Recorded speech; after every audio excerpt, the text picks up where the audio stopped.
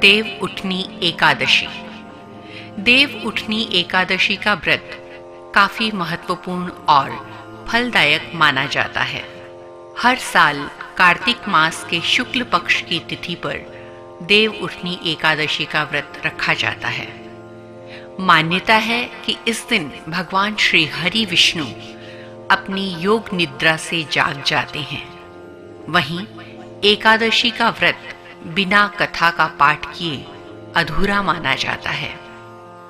देव उठनी एकादशी व्रत कथा का पूरी श्रद्धा से पाठ करने पर व्रत के पूर्ण फल की प्राप्ति भी होती है। भगवान श्री हरि विष्णु की विधिवत आराधना करने से जीवन के सभी कष्ट दूर हो जाते हैं। आइए सुनते हैं देव उठनी एकादशी की व्रत कथा। एक राज्य में सभी लोग देव उठनी एकादशी का व्रत रखते थे। प्रजा तथा नौकरों चाकरों से लेकर पशुओं तक को एकादशी के दिन अन्न नहीं दिया जाता था। एक दिन किसी दूसरे राज्य का एक व्यक्ति राजा के पास आकर बोला, महाराज, कृपा करके मुझे नौकरी पर रख लें। तब राजा ने उसके सामने एक शर्त रखी कि ठीक है, रख लेते हैं, किंतु रोज तो तुम्हें खाने को सब कुछ मिलेगा, पर एकादशी को अन्न नहीं मिलेगा। उस व्यक्ति ने उस समय हाँ कर ली, पर एकादशी के दिन जब उसे फलाहार का सामान दिया गया तो वह राजा के सामने जाकर गिड़गिड़ाने लगा, महाराज, इससे मेरा पेट नहीं भरेगा, मैं भूखा ही मर जाऊंगा, मुझे अन्न दे दीजिए। राजा ने उसे शर्त की बात याद दिलाई, पर वह अन्न छोड़ने को राजी नहीं हुआ। तब राजा ने उसे आटा, दाल, चावल आदि दिए। वह नित्य की तरह नदी पर पहुंचा और स्नान करके भोजन पकाने लगा। जब भोजन बन गया तो वह भगवान को बुलाने लगा, आओ भगवान, भोजन तैयार है।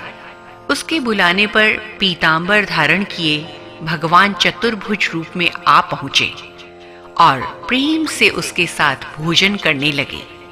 भोजन करके भगवान अंतर्ध्यान हो गए और वह अपने काम पर चला गया। 15 दिन बाद अगली एकादशी को वह राजा से कहने लगा कि महाराज, मुझे दुगना सामान दीजिए। उस दिन तो मैं भूखा ही रह गया था। राजा ने कारण पूछा तो उसने बताया कि हमारे साथ भगवान भी खाते हैं, इसलिए हम दोनों के लिए ये सामान पूरा नहीं होता। ये सुनकर राजा को बड़ा आश्चर्य हुआ। वह बोला, मैं नहीं मान सकता कि भगवान तुम्हारे साथ खाते हैं। मैं तो इतना व्रत रखता हूँ, पूजा करता हूँ, पर भगवान ने मुझे कभी दर्शन नहीं दिए। राजा की बात सुनकर वह बोला, महाराज, यदि आपको विश्वास न हो तो आप साथ चलकर देख लीजिए। राजा एक पेड़ के पीछे छिपकर बैठ गया। उस व्यक्ति ने भोजन बनाया और भगवान को शाम तक पुकारता रहा, परंतु भगवान न आए। अंत में उसने कहा, हे भगवान, यदि आप नहीं आए तो मैं नदी में कूदकर प्राण त्याग दूंगा। भगवान नहीं आए। तब वह प्राण त्यागने के लिए नदी की तरफ बढ़ा। प्राण त्यागने का उसका दृढ़ इरादा जानकर भगवान प्रकट हुए और उन्होंने उसे रोक लिया। उसके साथ बैठकर उन्होंने भोजन किया। खा पीकर वे उसे अपने विमान में बिठाकर अपने धाम ले गए। ये देखकर राजा ने सोचा कि व्रत उपवास से तब तक कोई फायदा नहीं होता जब तक मन शुद्ध न हो। इससे राजा को ये ज्ञान मिला। वह भी मन से व्रत उपवास करने लगे और अंत में स्वर्ग को प्राप्त हुए। ओम नमो भगवते वासुदेवाय नमः।